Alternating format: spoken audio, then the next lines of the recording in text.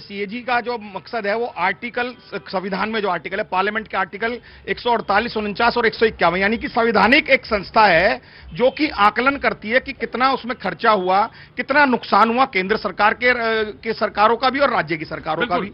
और जब एक सीएजी तब कब आया, विनोद श्रीवास्तव थे, वो बड़े सीएजी में बड़े एक तरीके से चर्चित चेहरे थे।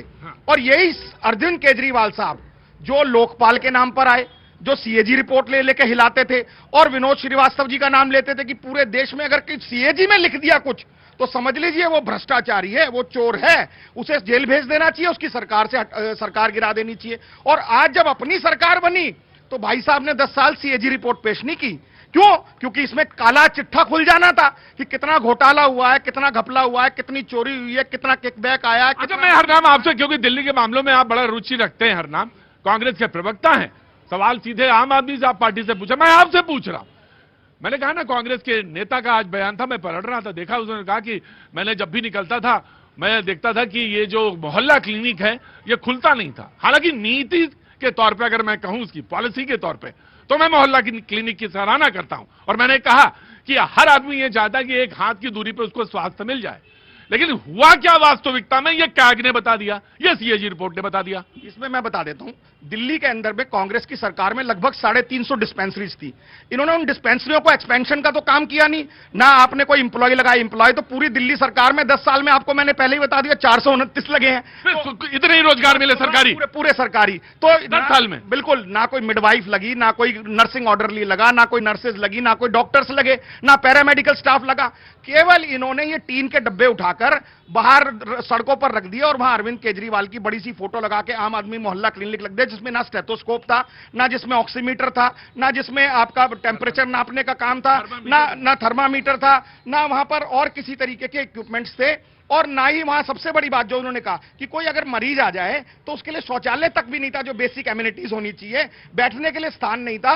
बहुत सी जगह देखा गया, बहुत वीडियो वायरल हुए। और ये बात और भी महत्वपूर्ण तब हो जाती है जब इन्होंने कहा कि मैं जब डिबेट करता था दिल्ली की डिबेट करता था और चुनाव के समय बात होती थी, अक्सर आम आदमी पार्टी कहती थी 3 अस्पताल बनाए। आज मैं सीएजी रिपोर्ट को ही यहां पे उल्लेखित कर रहा हूं। पुरानी सरकार, यानी उस समय तो कांग्रेस सरकार रही होगी, तो कांग्रेस की सरकार में वो शुरू किए गए, यानी पुरानी सरकार में वो शुरू किए गए। जी, दिल्ली की कांग्रेस की सरकार ने 38 हॉस्पिटल बनाए थे, 38, और इन्होंने पूरे 10-11 साल में एक भी नए हॉस्पिटल की लैंड ना तो अलॉट कराई। अलॉट क्यों नहीं हुई? क्योंकि केंद्र सरकार से लड़ते रहे, लैंड ऑनिंग एजेंसी तो वो थी, लेफ्टिनेंट गवर्नर से लड़ते रहे क्योंकि लैंड ऑनिंग एजेंसी वो थी। और जितना एक्सपेंशन होना था, यानी कि बेड्स का एक्सपेंशन जो होना था, उतने बेड्स का एक्सपेंशन नहीं हुआ, जो कि सीएजी की रिपोर्ट में इंगित है। और दिल्ली ने देखा कि कॉमनवेल्थ में सबसे ज्यादा अगर कोई किल्लत और दिक्कत थी तो वो बेड्स की थी। एक बेड 5-5 लाख रुपए का सेल हो रहा था। Gangaram hospital, Kapoor hospital, private hospital, ये जितनी दुकानें थी, ये लोगों को उस वक्त ब्लैकमेल कर रही थी, क्योंकि सरकार के पास बेड ही नहीं थे, सरकार के पास ऑक्सीजन ही नहीं था। सरकार ने हेल्थ केयर नाम पर केवल घोटाला और घपला किया। अब आपको समझ में आ गया ये कैग रिपोर्ट क्या होती है, सीएजी रिपोर्ट। तो इतनी लंबी हमने भूमिका बांधी, आज ज्यादा बांधी, हमारे प्रोड्यूसर गुस्सा हो जाते हैं जब लंबी भूमिका हो जाती है। अब सवाल पूछने में आसानी होगी आपको, अब आप सवाल धड़ल्ले से पूछ पाएंगे, आप कहीं भी हो। लेकिन अब मैं डिबेट का आगाज करता हूं। बज गए 6:03। अब मीनाक्षी जी आप बोलेंगे, ये तमाम सवाल कांग्रेस ने आपसे पूछे।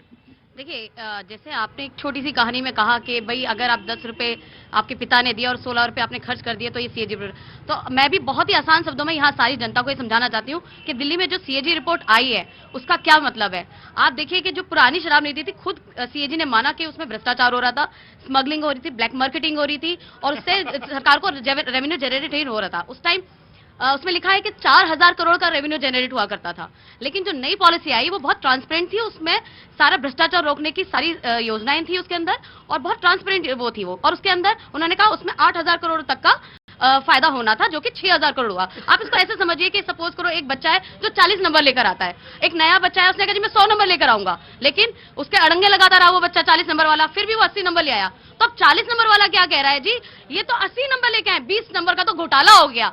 मैं आज बीजेपी थोड़ी देर रुके रहना, बस थोड़ी देर रहेगा। हरनाम, कांग्रेस तो अगर इतनी अच्छी पॉलिसी थी तो फिर आपने आनंद फानन में बंद क्यों कर दी, ये बताइए। उस पॉलिसी में मैं बताऊं क्या था, जो दिल्ली में 25 साल शराब लेने की उम्र थी, इन्होंने 21 साल घटा दी थी। जो दिल्ली में एक समय सीमा थी कि ड्राई डे कम से कम 40 से 50 थे, इन्होंने केवल 3 ड्राई डे छोड़े, 15 अगस्त, 26 जनवरी और 2 अक्टूबर। बाकी जितने पीर पैगंबर गुरुओं के जन्मदिन उस पर हम ठेके बंद करते हैं, ठेके ऑन थे।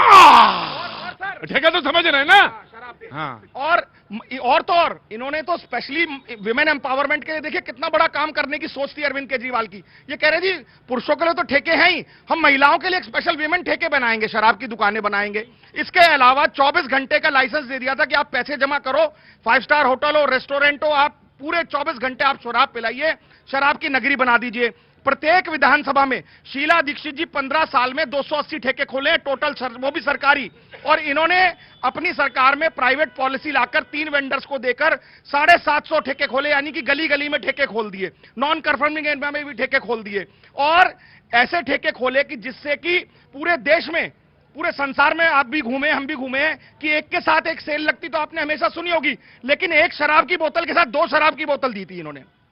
मीनाक्षी आप बताइए। देखिए, जो पुरानी पॉलिसी थी, जो इनके समय में पॉलिसी थी, सबको पता है कि वो ठेके किसके थे, कौन सी पार्टी के लोगों के वो ठेके थे। खुलकर भ्रष्टाचार हो रहा था, खुलकर ब्लैक मार्केटिंग हो रही थी। मतलब आप कह रही कांग्रेस के ठेके थे? सब जानते हैं किसके सरकारी ठेके थे वो तो। सब, अरे ठेके किसके थे वो सब जानते हैं, कौन सी पार्टी के लोगों के ठेले तो थे। ये आपके बारे में नहीं कहा जा सकता? तो बिल्कुल नहीं, हम तो थे ही नहीं उस टाइम पर। नहीं, अभी वाले नए वाले बिल्कुल किसी के नहीं है। आप सुनिए, हम यही तो हम कह रहे हैं कि खुद सीएजी ने माना कि इस जो पॉलिसी है उसके अंदर बिल्कुल ट्रांसपेरेंसी थी, इसके अंदर ब्लैक मार्केटिंग और आपका स्मगलिंग वगैरह, भ्रष्टाचार को कम करने की सारी योजनाएं थी। और इससे रेवेन्यू जनरेट ही होता दिल्ली सरकार का, जो कि जो दलाले खा रहे थे, जो ये जिनके ठेके थे वो खा रहे थे ब्लैक मार्केटिंग कर करके। इसमें सिर्फ और सिर्फ सरकार का राजस्व बढ़ना था। मैं सिर्फ इतना कहना चाहूंगी कि ये जो लोग गलतफहमी फैला रहे हैं, आप देखिए वो तो कह रहे हैं कि 2000 करोड़ रुपए का नुकसान हुआ। अभी तो मैंने आपको एक कहानी के थ्रू समझाया, नुकसान नहीं हुआ। और अगर वो नुकसान हुआ भी है तो उसके जिम्मेदार सिर्फ और सिर्फ बीजेपी, ईडी और सीबीआई है, क्योंकि उतनी अच्छी पॉलिसी को उन्होंने लागू नहीं होने दिया। जैसे मिसाल के तौर पे मैं कह रहा हूं कि नॉन कंफर्मिंग इलाकों में दुकानें खोल दी शराब की, 941 करोड़ से ज्यादा नुकसान हुआ। छोड़े गए लाइसेंस को रीटेंडर नहीं करने से 890 करोड़ रुपए का नुकसान, ये सीएजी रिपोर्ट में है, जो कि अब पीएसी में चली गई है और वहां पर डिस्कशन होगा। कोरोना के नाम पर लाइसेंस फी माफ करने से 144 करोड़ रुपए का नुकसान हुआ। सिक्योरिटी डिपॉजिट से नहीं करने से 27 करोड़ का नुकसान हुआ। देखिए, आपको मैं बताती हूँ, आयुष्मान योजना, अगर सीएजी की रिपोर्ट पे आप बिलीव करते हैं ना, तो आयुष्मान योजना में 10 लाख फर्जी नंबर रजिस्टर्ड हुए, 10 लाख फर्जी नंबर, जिसमें से नहीं, मैं आयुष्मान पे नहीं, मैं उसमें तो सीएजी आएगी, मैं उस पर बात करूंगा। मैं आपसे ये कह रहा हूँ 2000, to be very precise, 2202 crore रुपए का। आप भी मानते हैं ना कि सीएजी की रिपोर्ट जो आयुष्मान पे आई थी वो सही थी या नहीं सही थी? आप भी मानते हैं? यानी सीएजी की रिपोर्ट जो दी आयुष्मान योजना के ऊपर, आप वो तो मानेंगे वो सही थी। यानी 10 लाख नंबर जो फर्जी रजिस्टर्ड हुए, आप मानते हैं रजिस्टर्ड हुए? आप ये भी मानेंगे कि 7.5 लाख एक ही नंबर पर रजिस्टर्ड हुए, और कितने सारे उसके अंदर जो भ्रष्टाचार हुए हैं उसका पूरा लेखा आपको ये जवाब देना पड़ेगा। आपको ये जवाब देना पड़ेगा कि ये बात इन्होंने सीएजी से रिपोर्ट से आपको आपकी तरफ उछाली है, यानी बीजेपी की तरफ। आप ये मानती हैं कि ये 2002 करोड़ रुपए का जो नुकसान हुआ, इसके लिए आप मानती हैं? देखिए, मैं कह रही हूँ कि वो नुकसान हुआ, लेकिन किसकी वजह से हुआ? बस इतना ही जानना था, बस और कुछ थोड़ी जानना था कि हुआ तो हुआ।